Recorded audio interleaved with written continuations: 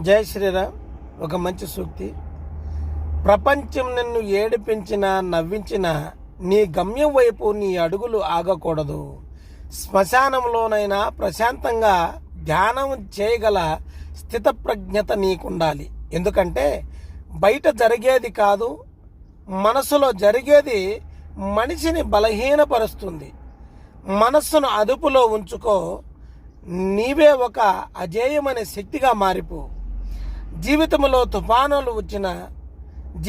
తుఫానులు వచ్చినా లోపల ప్రశాంతంగా ఉండగలిగిన వాడే నిజమైన యోధుడు.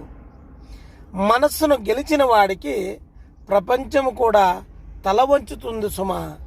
నమశివాయ. జై శ్రీరామ్. ఒక మంచి సూక్తి. ప్రపంచం నిన్ను ఏడిపించినా నవ్వించినా నీ గమ్యం వైపు నీ అడుగులు ఆగకూడదు. శ్మశానంలోనైనా ప్రశాంతంగా ధ్యానం చేయగల స్థితప్రజ్ఞత నీకుండాలి. ఎందుకంటే బయట జరిగేది కాదు, మనసులో జరిగేది మనిషిని బలహీనపరుస్తుంది. మనస్సును అదుపులో ఉంచుకో. నీవే ఒక అజేయమైన శక్తిగా మారిపో. జీవితంలో తుఫానులు వచ్చినా లోపల ప్రశాంతంగా ఉండగలిగిన వాడే నిజమైన యోధుడు. మనస్సును గెలిచిన వాడికి ప్రపంచము కూడా తల వంచుతుంది సుమా. నమశివాయ. జై శ్రీరామ్. ఒక మంచి సూక్తి. ప్రపంచం నిన్ను ఏడిపించినా నవ్వించినా నీ గమ్యం వైపు నీ అడుగులు ఆగకూడదు. శ్మశానంలోనైనా ప్రశాంతంగా ధ్యానం చేయగల స్థితప్రజ్ఞత నీకుండాలి. ఎందుకంటే బయట జరిగేది కాదు, మనసులో జరిగేది మనిషిని బలహీనపరుస్తుంది.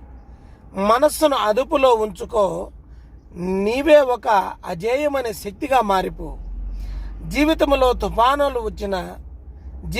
తుఫానులు వచ్చినా లోపల ప్రశాంతంగా ఉండగలిగిన వాడే నిజమైన యోధుడు.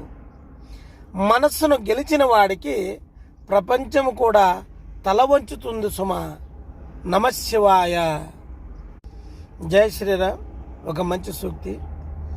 ప్రపంచం నిన్ను ఏడిపించినా నవ్వించినా నీ గమ్యం వైపు నీ అడుగులు ఆగకూడదు.